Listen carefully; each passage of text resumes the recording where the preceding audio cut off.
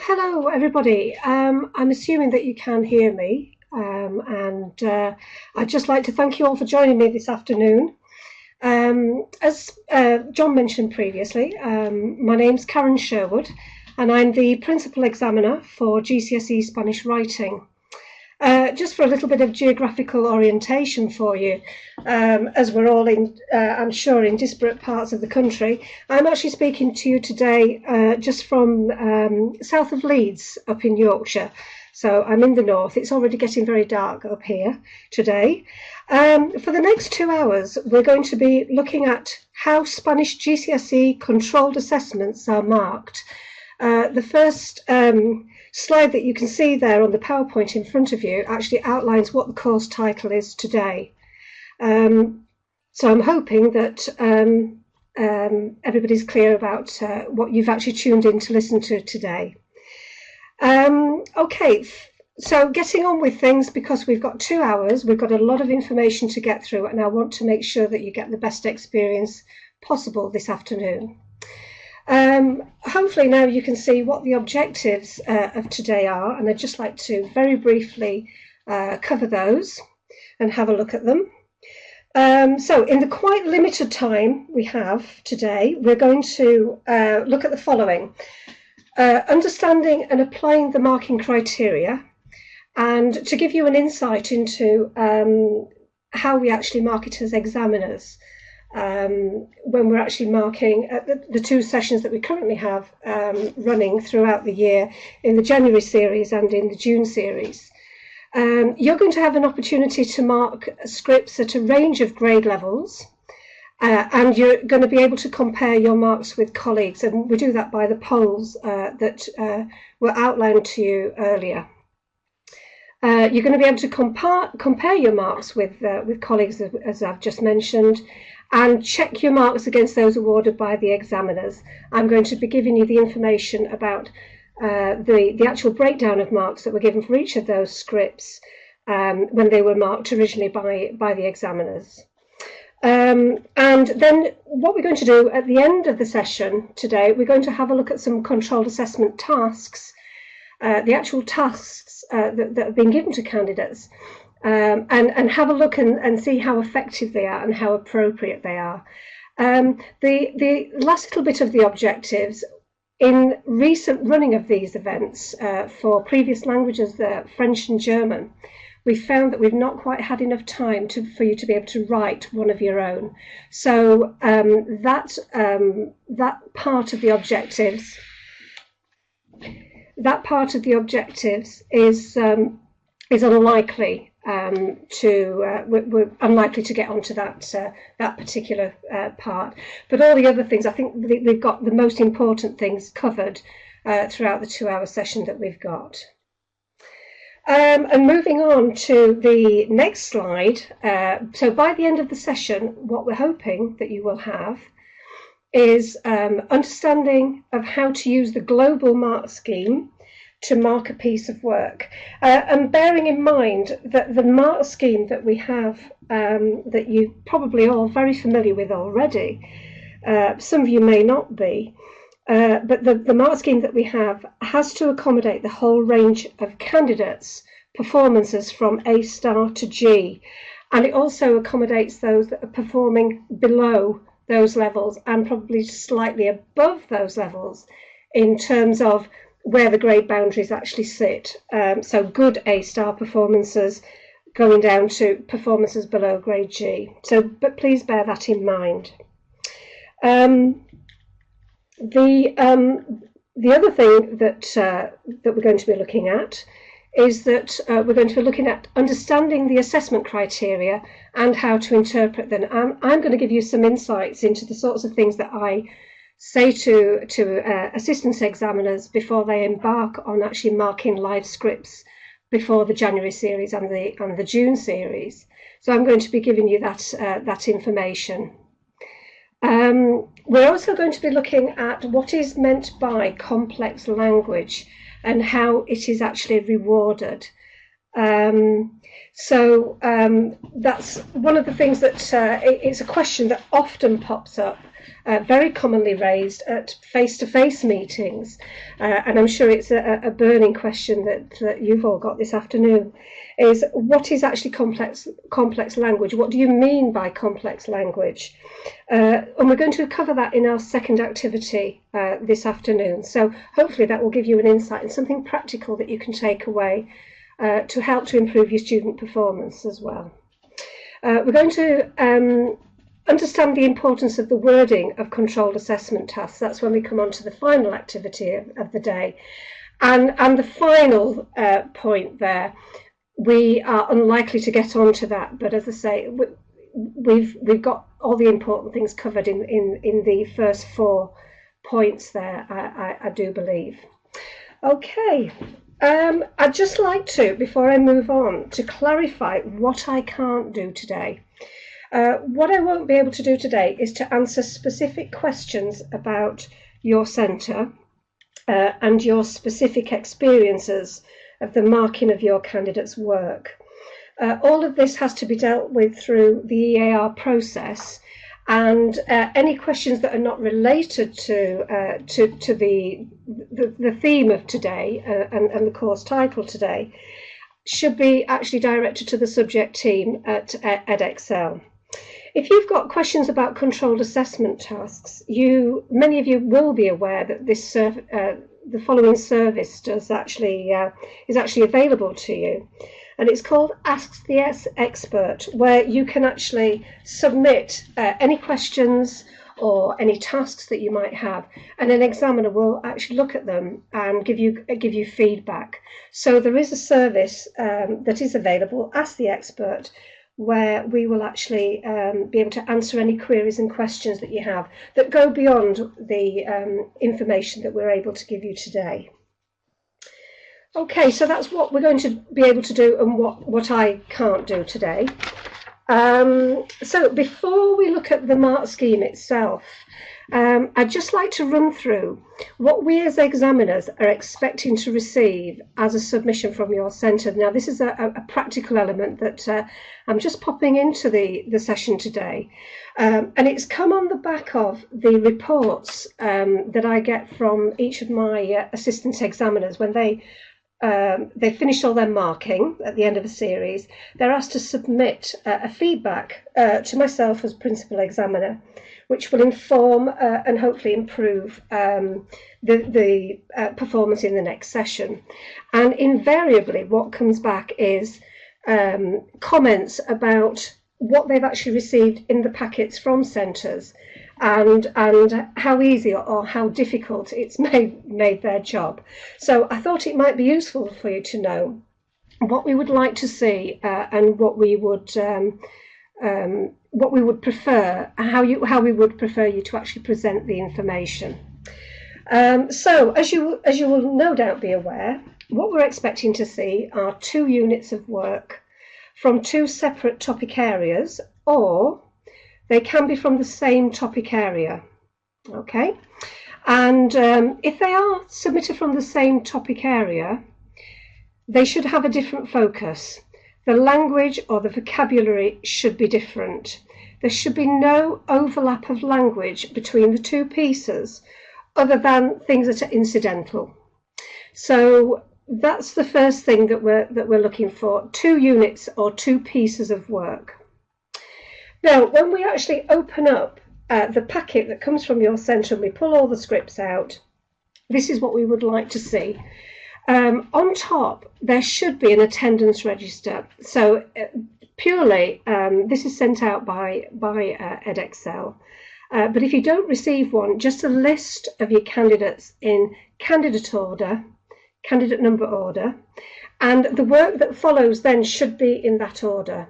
A lot of time is sometimes spent actually putting them in order, because when we submit marks to Edexcel, we have to do it in candidate order. So it saves a lot of time, and also it's a checking device that you have included everybody in the submission. So that's the first thing, everything in candidate order, according to the attendance register. Then what we would like to see for each candidate's submission is the front sheet, which is it's entitled CM4. There's been lots and lots of different sheets as the specification has actually evolved. But the latest one is something called the CM4, the front sheet. And this is our mark sheet as examiners. This is where we record the marks after we've actually assessed your work. It's also where you will provide your candidate and centre details. The task titles, centre details and the task titles of the two pieces of work. And the most important thing there is the fact that you have space to sign. The candidate must sign, and yourself as the teacher authenticating the work should also sign. If there aren't any signatures there, we've got a little bit of a problem, because without the signatures, we can't actually submit any marks that we wish to award for your candidate's work. So can you please make sure that when that is sent through to the examiner that it's actually been completed? It's not usually an issue with the teacher's signature, but sometimes candidates are absent for whatever reason. But it is really important that we do have that authentication from the candidate that the work that has been presented is their own actual work. So the front sheet, we'd like to see the CM4, and then underneath it, we would like to see for the first piece of work, the form CA4. Now CA4 is basically, if you've been working with this specification for some time, you will know that this is the sheet where the candidate can write 30 words and up to 5 pictures, which will help them that they can actually take in when they do produce their final piece of work as support, if you like. And just a little word about the CA4. In the spirit of the specification, it should be 30 individual words, but candidates are allowed to use short phrases. You can use conjugated verbs, that is permissible in this specification. And you can have words in Spanish and in English as well. Okay, I don't know what use the English words would be, but they are allowed on the CA4 form. Spanish words, in my mind, would be the most useful thing to write down, but students could use English words if they wish to as well. You can write in full sentences. The candidates can. They could produce full sentences. However, I would discourage this because there's not a lot to be gained from actually doing this. It just uses up valuable words. After all, they've only got 30, and it would be far better for them to, from a sentence that they want to remember, to choose a couple of useful words or a part of the sentence, making it into a short phrase that could then be usefully used. And that leaves space then, or extra words, so that they can actually include more useful vocabulary or more sophisticated vocabulary, or something that they find particularly difficult to remember how to spell or something like that. Now the CA4 form, I would like to stress it's not compulsory. And there is actually on the CM4, which is the front sheet that I was talking about previously, there is space to indicate whether the CA4 form has been used or not. If we see that it's been indicated that it hasn't been used, we won't be expecting to find it there. But if it has been used, then it should be included with your candidate submission. So we would then, with the CM4 and the first CA4, if it's been used, we would then, underneath that, be expecting to see the candidate's work for Unit 1. And then underneath that, we would be expecting to see the CA4 for the second unit of work. And then underneath that, the final, the second piece of work, the candidate's work underneath that. So we don't want lots of information, but we do have some vital documents that you need to include. Now, one of the big pleas from the examining team this year, and a big gripe from them as well, was the use of plastic wallets. It may seem a minor thing, and I understand why you put your candidates' work in plastic wallets, because it's very much, it protects the work. They and yourself, you've slaved over this for 2 years, and you want to present it to the examiner in the best possible way. However, it does take a long time to take out, believe you me, when you've got 70 scripts that candidate or portfolios that you have to get through, it does take a long time to take all the pieces of work out, sort them out, and then get them back into the plastic wallets when you've actually marked them. And we would by far prefer you to staple them in the top left or the top right hand corner, or for them to be secured by a treasury tag. The other thing about plastic envelopes as well is that once the papers have been taken out of them, they are loose, and it is very easy for a piece of paper to go missing. So it's by far better to have the whole submission for your candidates stapled together or treasury tagged together, and then there it's much more secure. So it's a much better system if you can do that. The other thing is you can use the plastic envelopes again for next year's candidates if you retain them. A little word before we start to look at the mark scheme in a little bit more, well, in detail actually, come to look at it. Something about word count. What we're looking for over the 2 separate units that your candidates produce, it's about, we're looking for them to write about 200 words for each unit. And what that actually means in reality is 180 words plus, and this will allow candidates access to the whole range of marks. There's no upper word limit, so as long as your candidates write 180 words, they will have access to the full range of marks available. There is a penalty though, as you would imagine. Any fewer than 180 words, so anywhere between 100 and 180 words, the candidates are capped at 12 for communication and content. And when we refer this back to the rationale for that, and referring it back to the mark scheme talks about minor omissions, and so that's what we would interpret as being a minor omission, the fact that not enough words have been actually written to qualify for the upper bands for communication and content. Fewer than 100 words, then the candidates are capped at 6 for communication and content, and this is viewed as in the mark scheme as major omissions. And in fact, if you think about it, anything less than 100 words is going to actually be, it's actually very little information that's given, which we equate to as major omissions. But what I would like to stress is that although there may be penalties for communication and content if candidates don't write enough, they can still have access to the full mark range of knowledge and application of language and accuracy. There are no penalties on the other parts of the marking criteria. So in theory, they would have access to the full range.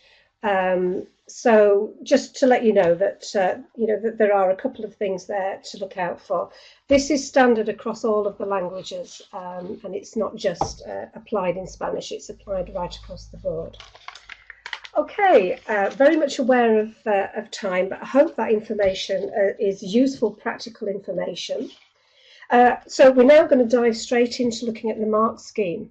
So Merlin, could you possibly put the mark scheme, or the recording sheet, and could you also give the candidates, sorry, excuse me, I'm getting the wrong thing here. Give the delegates control of the screen if it's not already been done.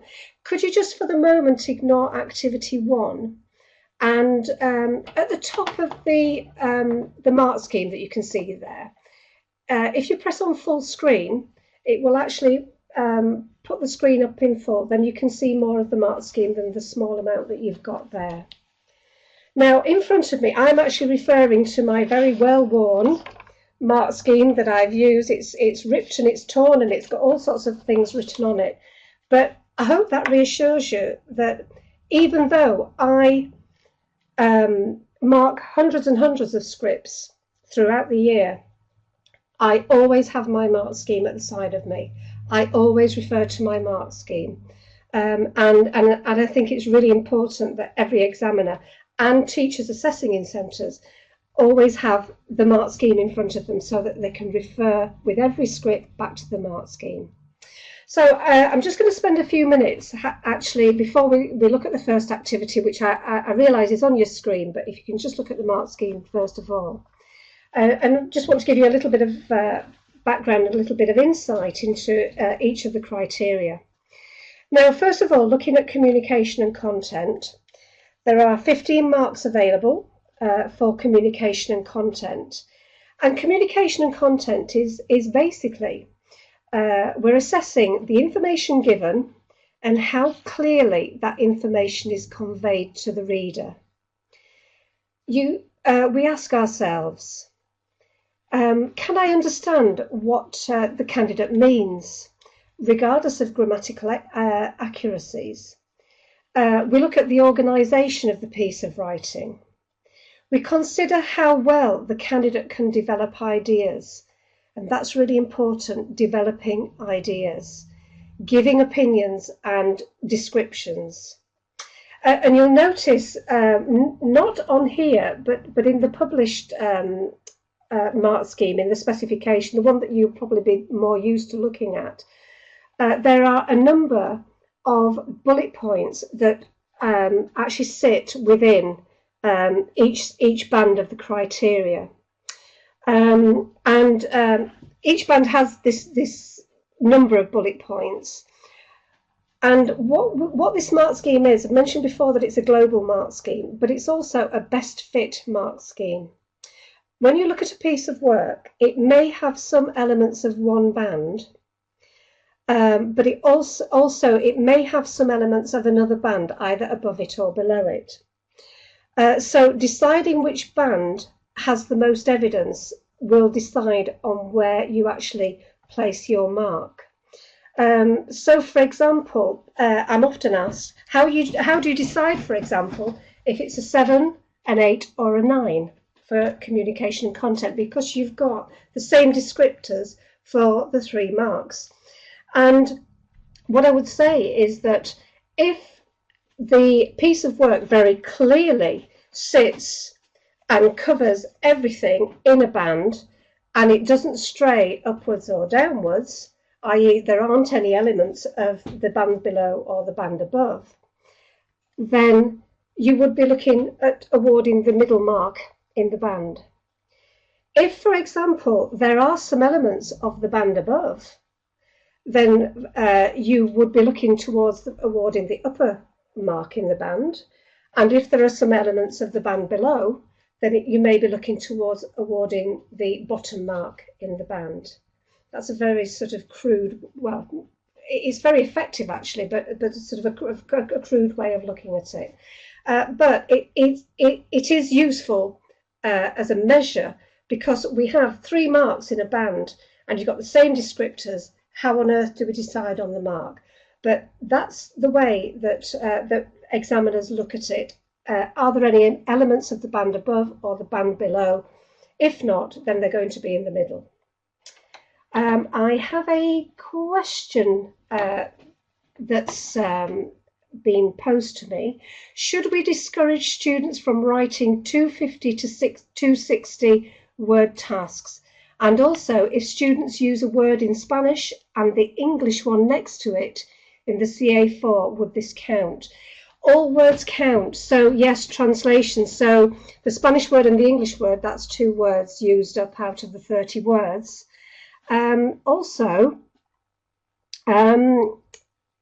Should we discourage students from writing 250 to 260 word tasks? It depends on the individual candidate, and you know your candidates better than anybody. And one thing I would say is that sometimes, because you've got a time limit on this, you've got 1 hour, or the candidates have got 1 hour to produce their work. And in experience, what often happens is that a piece of work will start off very strongly, and then it will decline in terms of, particularly in terms of accuracy, but you may get a repetition of ideas, which obviously will affect the communication and content.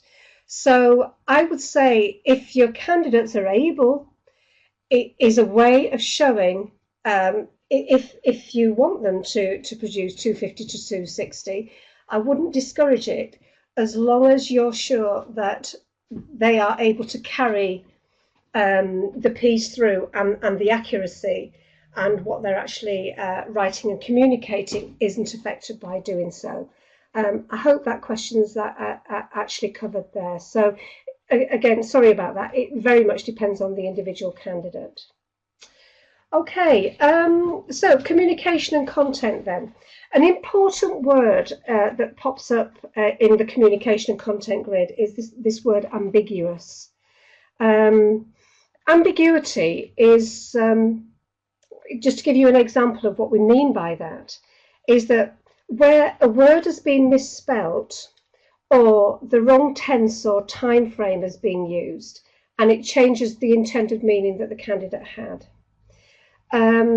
What you've got to remember as well is that when the examiner looks at your candidate's work, they had absolutely no idea of what the intention of the candidate was before they submitted the work. We look at it very raw and very fresh. As teachers, you know what the candidate was trying to say because you taught them, you know the resources that they were using, etc. So when we look at it, we're looking at it for the first time, and we're looking at it very dispassionately and without emotion. And you've sweated blood and tears over this work with your candidates over 2 years. The important thing that you have to do, and to try to, it's a very difficult thing to do, but try to put yourself into the examiner's shoes. Take out the emotion and just look at it in the cold light of day, if you like. And what the thing to avoid is trying to make compensate for the shortcomings of what the candidates actually produced, and just look and see what the final product is. That will help you actually decide on the best mark. So ambiguity, talking about ambiguity. Now, how do we spot ambiguity? Well, I've just given you a little bit of an insight there, but one thing that I always do, and I say to the examiners in the team as well, is that when you're on your own and you're looking at the scripts, I always read the script out aloud. And if you read it out aloud, you pick up more information from the script than reading it in your mind. So when you read a script aloud, if you read it all the way through, you don't stop and think, you don't stop and you think at the end of it, that was good, you're left with a certain amount of satisfaction, then you'll be looking probably, in terms of ambiguity, you're going to be looking up into that 13 to 15 band. If you read it aloud and you stop and you have to go back and reread something to get what the candidate is trying to say, in terms of ambiguity, you might be looking in that 10 to 12 band. Of course, there's other things as well in the bands there. And if you need to go over it and go back again and go back again, then you might be looking to the 7 to 9 band there in terms of ambiguity. So the ambiguity side of things is quite important in terms of communication and content. Okay, there are other things obviously on my very extensive assessment criteria and little notes that I've made here. But those are the most important things that I feel that I wish to communicate to you. Just before I move on to knowledge and application of language, coming back to the top band 13 to 15, it was decided across the languages that in terms of coming back to ambiguity again, you'll notice in the 13 to 15 band, communicates with no ambiguity. And that, we felt, it's quite a harsh judgment to make. If there's a slight slip, are we talking about a maximum of 12 to award candidates? So what was agreed across the languages was that a mark of 13 could be awarded if other points are solid in the piece or the unit, but there's a minor slip to create ambiguity. You'll see that in operation a little bit later on, but we felt that it was very harsh on a candidate who has otherwise done very well to not be able to award them 13 to 15 marks, award them in the top band if there's been a minor slip when everything else is pretty good. So that's one thing that I just want to point out to you there, just that we all apply when we're actually looking at this mark scheme, and that's across the languages. Okay, I want to move on to look at briefly at knowledge and application of language. This is the type of vocabulary and structures used to convey information, and the range and variety of vocab and structures used as well. And whether longer and more complex sentences are evident. And this is where we look at the use of tenses as well. So what we're actually looking at here is, we'll have a look at this in more detail in activity 2, but we have a look at complex and ambitious language, and I think that will make a lot of this particularly clear. But the important thing is variety. So we're looking for a variety of language that's used. But I think when we come to activity 2, it will make this criteria a little bit more accessible to you. And moving on to then accuracy, it speaks for itself. You may be wondering about minor errors and major errors. And I'd just like to outline that for you. That's another question that I get asked a lot. What do you think of as a major error, and what do you think of as a minor error? And we may have all different feelings about that. But just things that popped into my mind a little bit earlier when I was looking at this. Things like gender, errors of gender, adjectival agreements, spelling errors which don't change the meaning and are recognisable in context. That's the sort of thing that I would consider as a minor error. Things that don't stop you in your tracks when you read a piece of work aloud. They're things that you know are not correct, but you just assimilate them. You just take them on board and you move on. Major errors, these tend to be verbs using the wrong tense or the wrong person of the verb. It could be word order, meaning that communication is breaking down. Things which make you stop in your tracks to reread, or they jump out at you.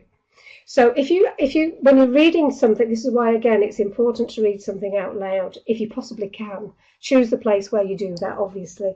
But if you read something and you go through and it flows really well and you're not stopping at any point, then great. Chances are there are very few, if any, major errors in there. But if you are stopping and going back and trying to work out what the candidate is saying, then it's likely that they will be major errors.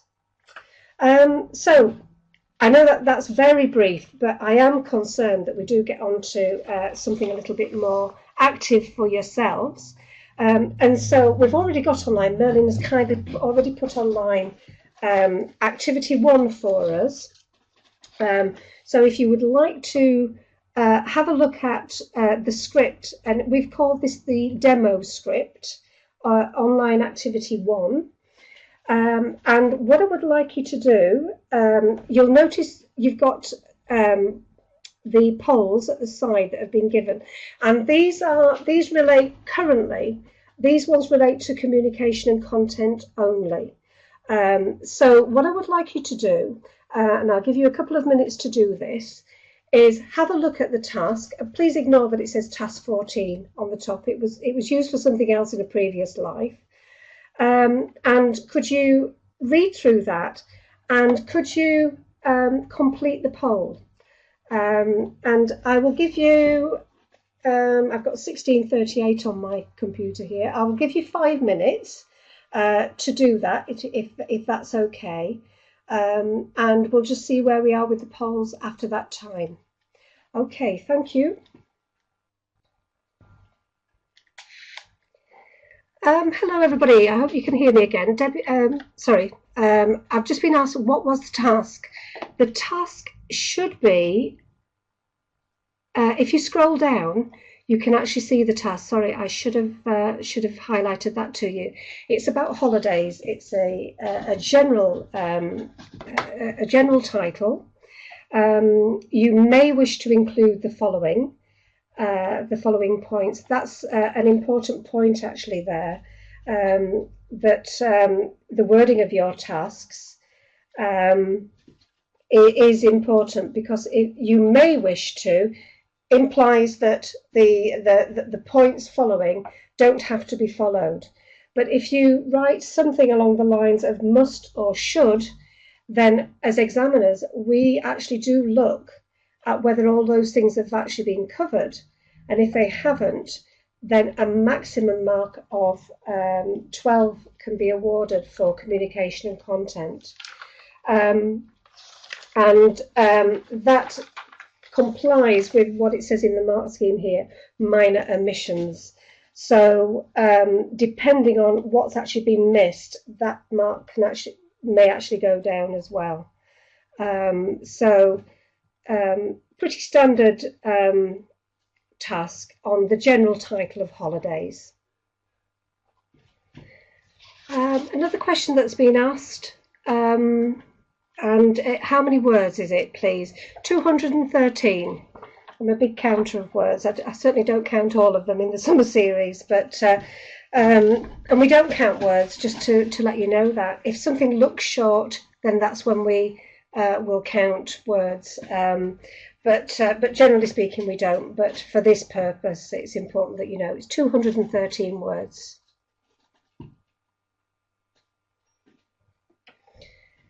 Another question has come in that I'm assuming that we're talking about the actual task as it's been presented to the students. That there are lots of bullet points, all pre-paragraphed. Is that allowed? Was under the impression that only 4 to 6 bullet points were possible.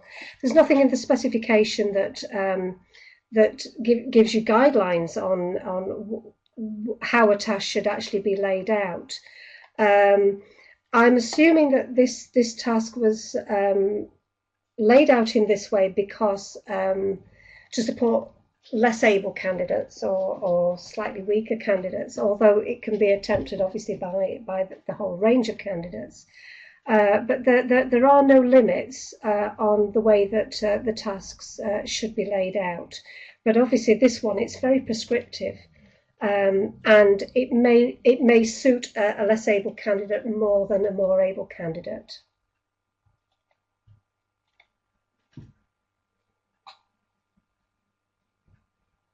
Another question has come in. Our students will not be penalised if when we set the task we do not say you must mention. If you say in the task, just to clarify this, you must mention, or you must, or you should, indicating that will be included, then if the candidate, obviously, the only time, that's absolutely fine, as long as the candidates do actually include everything which follows.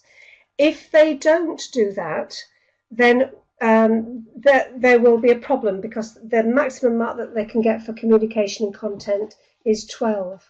If they do actually include everything, and you've said you must do it or you should do it, then that's absolutely fine. They still have the full range of marks, 13 to 15, available.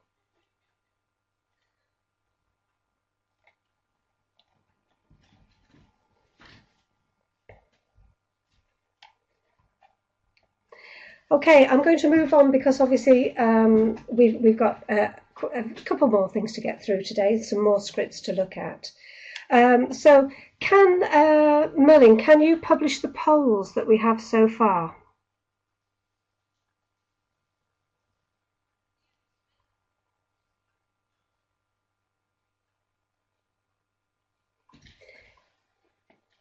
Excellent. Merlin's telling me that, this has been done. Okay. So just scrolling down, I'm viewing those right now. Okay, viewing the votes. Okay, and you can all see that as well. Okay, we range down quite a range actually. What you've got to remember is the information that's been given here, the actual descriptors that we've got here, taken from the mark scheme, are for the whole range of candidates. So we've got two people thinking that it's detailed and it's fully relevant. The majority, detailed, possibly minor omissions, and then coming to relevant information, some omission or irrelevance, and then major omissions. So we're quite at odds at the moment about where we actually want to be. But the majority sitting in detail, possibly minor omissions. I would ask you to look at the question of detail here, because is it detailed? Yes, she gives us a lot of information, this candidate, but the issue is it extended? Is it developed? She gives us a lot of information is actually presented to us, but the development of that information is not necessarily always there. Now, this, so I would question whether it's probably actually midway between the two of detailed, possibly minor omissions, and the next one down, relevant information, but some omissions and irrelevance. But we don't have irrelevance there. It is all relevant material. So it probably sits somewhere between the two. Okay, let's have a look at narration. And if we view the votes for that, we've got mostly evidence of description, opinion and expansion, and beyond a minimal response, beginning to express opinion and expand. Okay, so we're more closely together in that one. We've either jumped one way or another. I would like to support the fact that this candidate is beginning to express opinion and expand, because when you actually look at the opinions are actually quite simple. Porque es pacífico. El comer es excelente. Lo pasamos bomba. Very nice. El hotel era fantástico. Es interesante. Me encanta París. The opinions are quite simple and quite straightforward. The expansion tends to come from a simple link. And linking is obviously part of the main mark scheme, but we don't have enough space to put everything here. But the linking tends to be very simple. So expansion tends to come from y, porque, and those are the only ways that the candidate actually expands. So we don't get that we don't get that breadth of expansion that we would be expecting. So I would like to argue, well, this was originally given that the beyond a minimal response, beginning to express opinion and to expand. And then having a look at the ambiguity and coherence, pedestrian over ambitious, generally coherent, but the majority have gone for some lapses and ambiguity, comprehensible overall, which is in fact where it was actually placed when it was originally marked. Particularly that final, the final paragraph that you have, that starts off with "Si fuera rica, que le voy a los Estados Unidos." We really start to lose things there. But there are other examples throughout as well. El comer es excelente, muy bien tiempo. Ese tiempo era muy bien. You've got some spelling errors in there, some minor ones, but some omissions as well. Ceneremos restaurantes todas las noches, ser muy entusiasmada, for example. So this sorry, I've just realised what I've gone on onto accuracy when I was looking at that. But the ambiguity comes from some of the inaccuracies that are actually in there. So this was actually all told, when you actually look at it, it does have the possibility of some elements from the 10 to 12 box, but also the majority actually sits within the box below 7 to 9. And to reflect that, the fact that there were some elements of the 10 to 12 box, this was actually awarded 9 for communication. Merlin, can you bring up the polls now for the knowledge and application of language and the accuracy? Coming. And you probably, I'll just give you a couple of minutes, literally a couple of minutes to do that, because you've obviously looked at the piece, in some of you, in quite some detail so far. Questions just come in, everybody, about when you count words, you refer to nouns, verbs and adjectives only, or do you count the articles el, la and conjunctions like y, or can't see the last little word, but we get the point there. We count everything. So even if, for example, the school name is mentioned, that's also counted. If it's in English, it's counted because it's part of the response.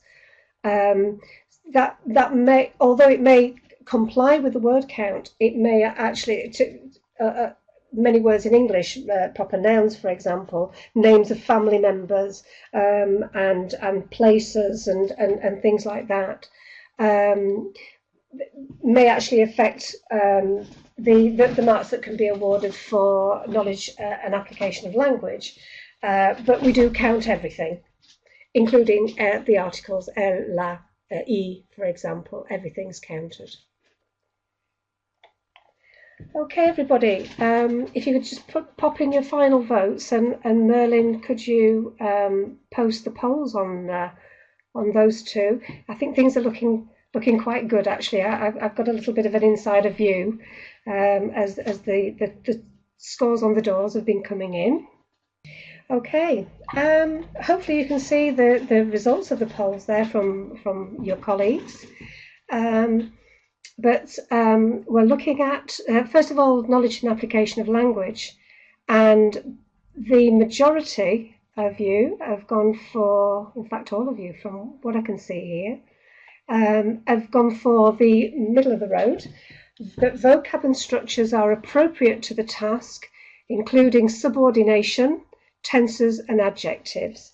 And in fact, I think one of the strengths of this piece for this candidate is the fact that they get their verbs more or less correct, which is a good thing for this candidate. We do get the use of present, the preterite, imperfect, future, simple future, but there are some lapses as well.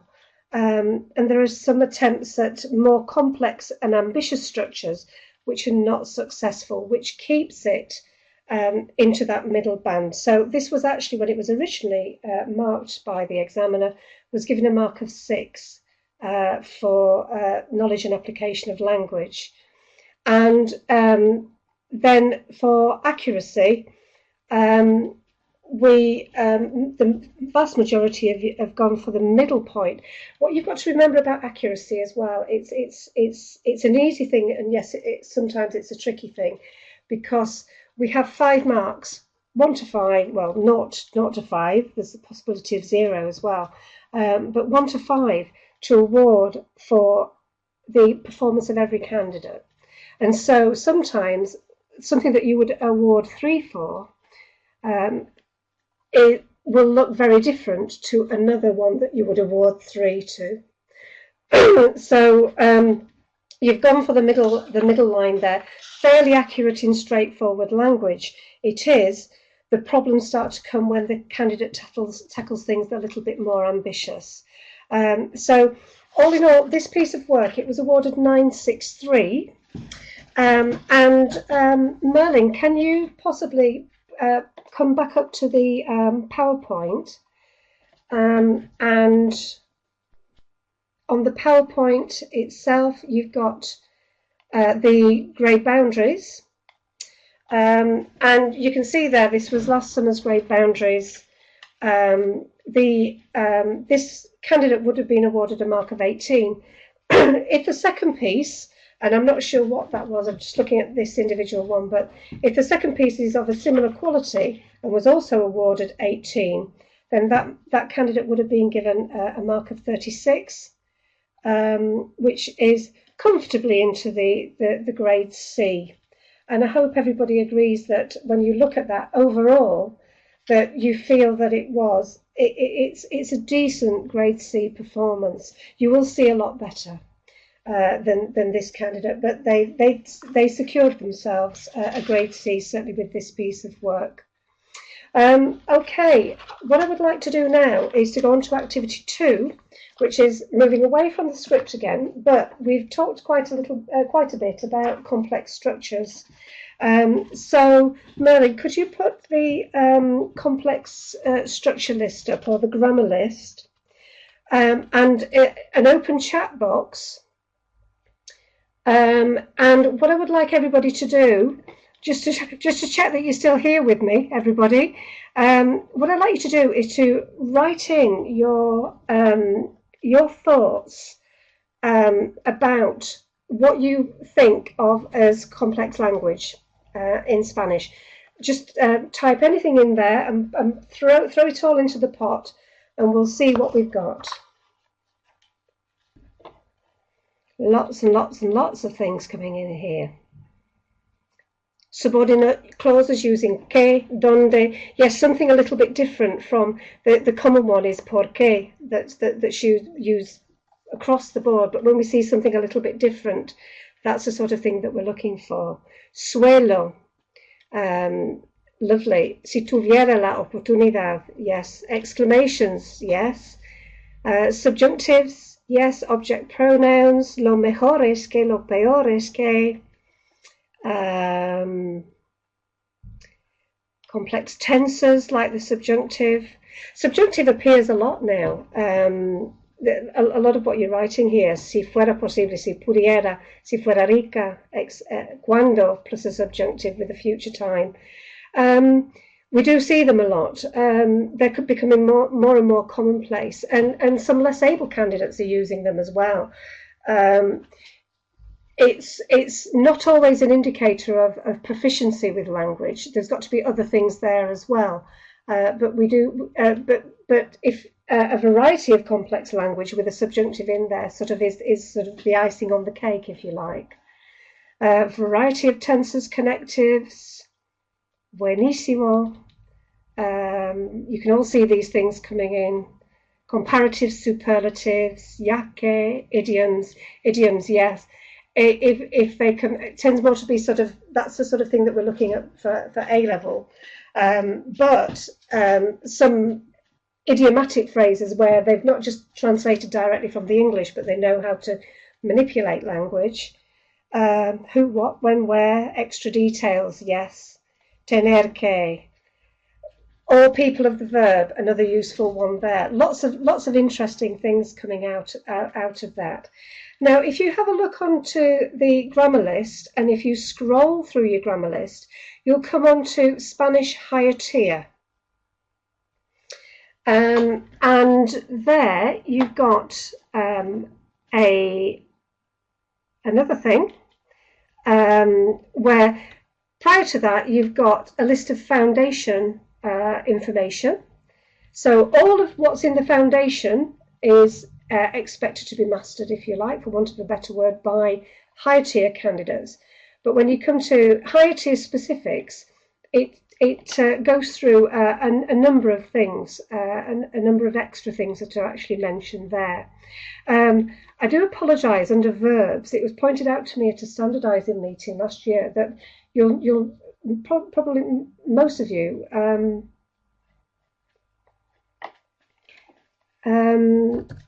most of you will notice the glaring omission from the tenses there as being the preterite. So please do add that in. This is actually straight from the specification.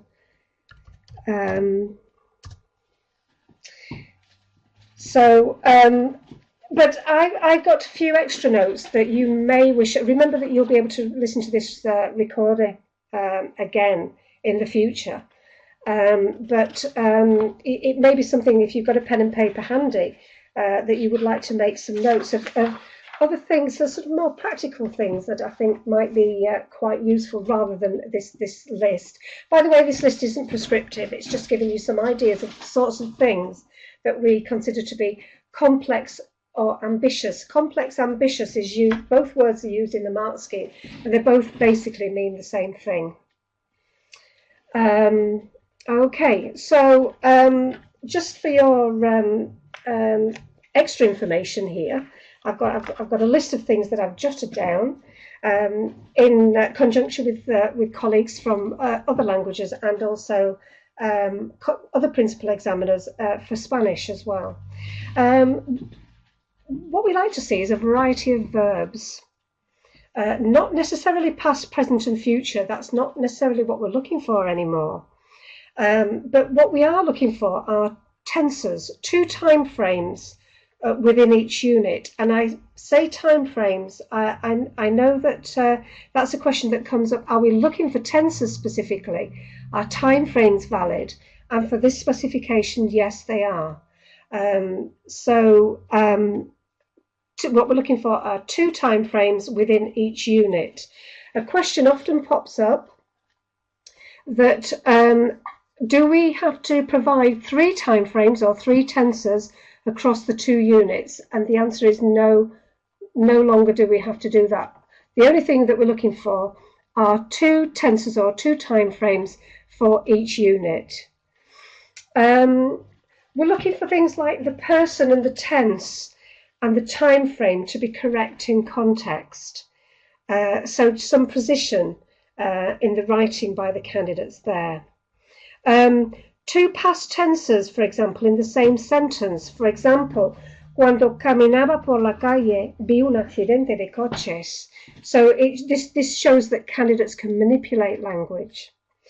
Manipulating different future tenses. That's another one. Can they use the simple future and the pure future as well? Choosing the correct person of the verb, a common one that we see a lot, and it makes me wince, and I'm sure it makes you wince when your candidates produce it, is the confusion that they have with fui and fue. Very, very common one. And when they get that right, you think, yes, that, you know, there's some understanding there of language. The correct use of the subjunctive with both verbs being correct. As I mentioned earlier, the subjunctive isn't essential. We're not looking for it. It is very common these days. But the other thing is that it's not always a passport to higher marks as well. Depends on other things that go with it, but it is a good indicator. Si fuera director, cambiaría el uniforme, for example, in a school task, is something that we see quite often. Knowing when to use the perfect, the preterite, and the imperfect, getting the nuances between those 3 tenses correct. Manipulating some verbs in the same verb in a different way. For example, esta tarde voy a tomar pollo, pero mi hermano va a tomar pizza. For example, just showing manipulation. That word comes up in the mark scheme, showing that candidates can manipulate language. When we come to have a look at knowledge and application of language, we talk about manipulating language for 7 to 8, 9 to 10 marks. Radical change in verbs, the good old jugar in the past, jugué, and the spelling of that's quite a common one that's often used incorrectly. Volvo for vuelvo. So radical change in verbs. Pronouns and the order in which they appear in the sentence. Reflexive pronouns, getting the me and the se in correct as well. These are just some things that when we got our heads together, these are the things that we see that are impressive. Negatives, tampoco, no solo, sino también, ni is another good one. Use of nunca and nadie, nada, all those things used correctly, and it adds to the variety of the language used as well. Adjectives, the correct agreements. We said that was a minor error earlier, but being able to do that consistently throughout the piece is another example of understanding language. And the position of adjectives as well, another useful thing that we look for. Subordination, as I mentioned earlier, porque is very common, but things like where we see a variety, such as no obstante, sin embargo, ya que, así que, this all adds to the variety of language that candidates use and that we like to see. Another word about manipulation of language. There should be some evidence. What do we mean by manipulation of language? Well, there should be some evidence that students have taken language that they've been taught and they've manipulated it or adapted it or changed it to make the response personal to them. So it's not just something they've learned and shoehorned in to their response. It's actually been adapted and tweaked so that it fits comfortably within the response that the candidate gives. What we're not expecting to see are chunks of language taken and copied directly from resources or textbooks. So just a word about what we mean by manipulation of language there. Okay, I hope that's been useful to you. Okay, I'd like to go on to the next activity. And the next activity, very, very quick, Merlin, thank you very much. I'm very much aware of the time here, but I think we can start to move things a little bit more quickly. And you'll notice that Merlin's very kindly put the polls up already, and it's the complete polls for this script. So you'll notice that we've got communication and content, knowledge and application, and accuracy up there.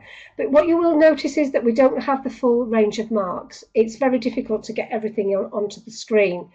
But the mark range there reflects, I don't think any of you would have, for this, for example, for communication and content, been dropping down to 6 and below. So it gives you an idea of the performance of the candidate. So I will give you 5 minutes, and we'll see where we're at after that point. And I will promise I will be quiet unless a question comes in.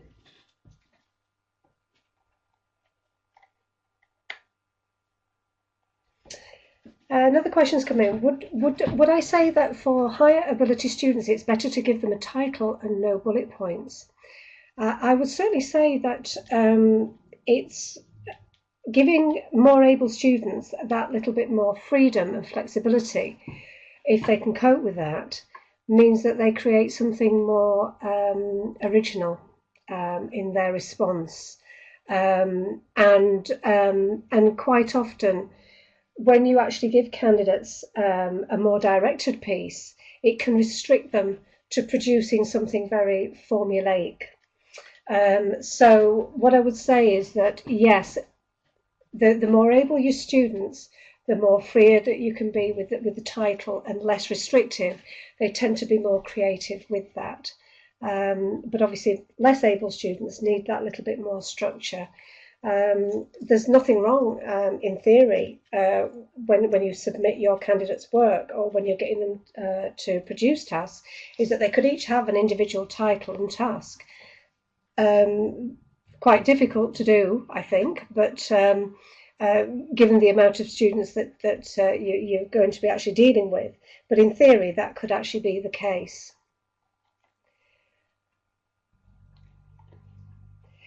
Indeed it is. Another question in. So it's okay to set different tasks within a class? Absolutely. In theory, and every individual candidate could have their own task, and it could be on a completely different topic to the next candidate. That's absolutely fine. Hard work for you, but it is possible to do, yes.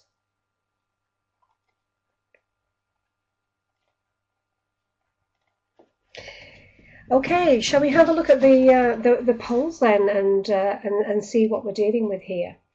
Okay, I'm just going to give you my observations of this. Lovely, they've been broadcast, so you can see what people were awarding there. Okay, I'm going to give you my observations of it. The candidate writes over 200 words. Didn't need to even look at that in terms of to see whether it was long enough. There was plenty of information there. It's divided into paragraphs and it gives a detailed and well-ordered response to the stimulus. All of the elements mentioned in the title are addressed in the response. The candidate generally communicates clearly, although there are a few lapses, particularly in the paragraphs about part-time jobs and work experience. And in fact, with some of those, it's very difficult to actually understand what the candidate is trying to say.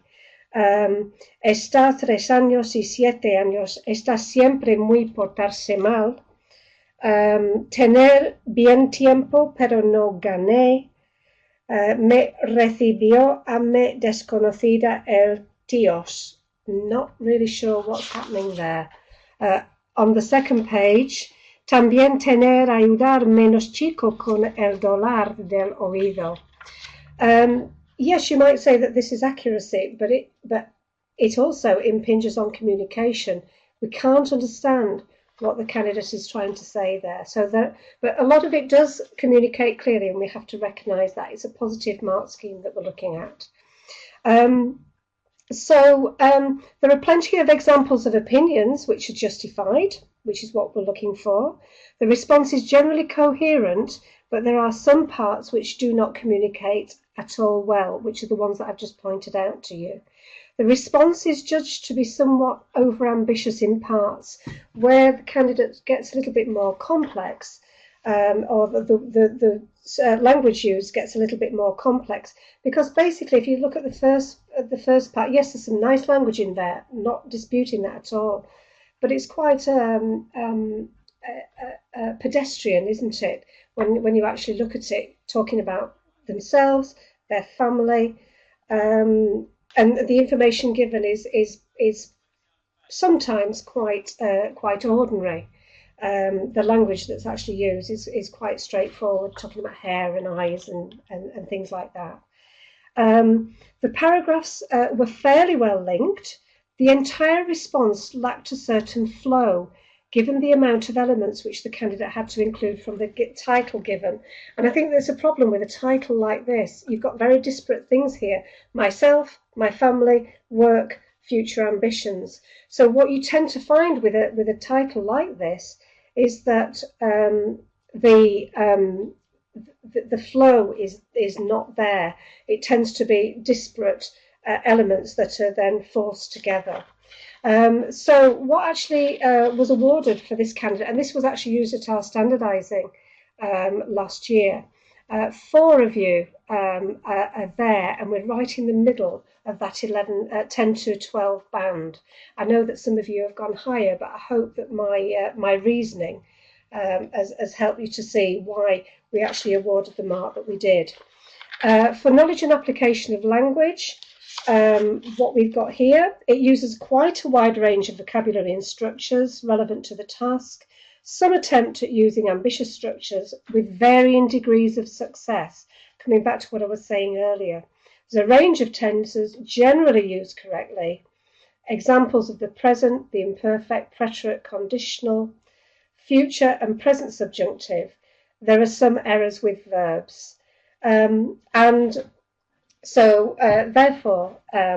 this was actually awarded a mark in the 7 to 8 band, and it was decided after a long discussion amongst the senior team that a mark of 7 should be awarded.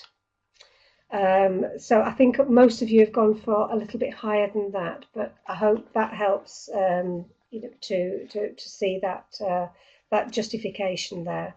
7 and 8 was disputed quite hotly in the meeting, I seem to remember. And the accuracy mark, I think most people are actually in the right part there. Again, those things that I read out to you a little bit earlier, plus other things as well, dotted throughout the piece, leads us to a mark of 4. So this was actually awarded 1174, which we won't pop back to the grade boundary slide, but it's there. If the candidate produced exactly the same piece again, it was awarded a mark of 22, multiplied by 2 gives 44, just shy, just knocking on the door of a grade A. This was actually a high grade B. So I hope that's been useful to look at something a little bit more, a little bit better than the first candidate that we looked at. Okay, the next task that we'll have a look at, the next activity is number 4, exactly the same thing, and I'm just very much aware of time now, and I know that some of you are in school and the caretaker is probably knocking on the door wanting you out. So we will. It's 17:39 with my clock on the computer here. So 5 minutes.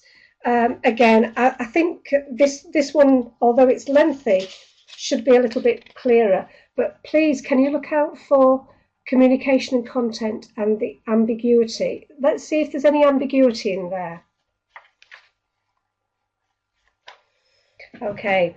I gave you a little bit of a clue when we first looked at this activity to look out for ambiguity, and really it wasn't a test to see whether you'd remember what I said earlier. But remember, coming back to what I did say earlier about ambiguity, the fact that the 13 to 15 box states in the mark scheme communicates with no ambiguity, but remember what we said, that if we do find some ambiguity, then we're going to be awarding at the bottom of the 13 box. It's a bit of a tough call, but it's to bring everything in line across the languages. We're all doing exactly the same thing. And the question is, I guess that you may say, is where does the ambiguity come? It comes in the fourth paragraph there at the end, where me gustaría si empezara más tarde porque todos los días volví en casa muy cansado. You might think that's a slip. There was a lot of discussion about it at standardizing. It was one that we used at standardizing, and it was decided that it was an ambiguity. So it was awarded 13 for communication and content. I can see that most of you have gone that little bit higher. But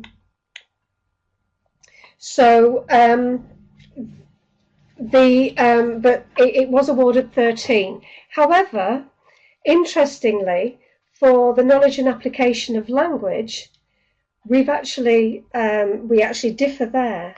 And it was actually given 10 marks for the knowledge and application of language. Most of you have gone for 9 there, but it was actually felt that there was enough there. The candidate handles basic and complex language very confidently. The response contains a wide range of vocab and structures with no repetition.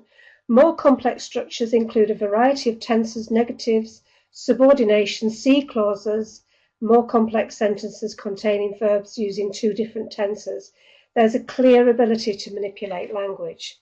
So this was actually awarded 10 marks, and I hope, yes, 5 marks for accuracy. There was actually very little that was incorrect here. Generalmente, a little slip, empezará, as I mentioned earlier, volví en. But other than that, you've just got 1 or 2 other slips, a couple of missing accents here and there. Estará, the use of estará, as opposed to será there. But remember that for accuracy, it doesn't have to be faultless. A high level of accuracy, although not necessarily faultless, is part of the mark scheme, so it was considered that as well. Okay, I'm constantly getting information from my side of things here, and we've got about 10 minutes left. What I would like to do is move on to our final activity, I want to give us some time to actually look at some tasks and to see what we think about them. And so could we actually have a look at the sample controlled assessment writing tasks, Merlin?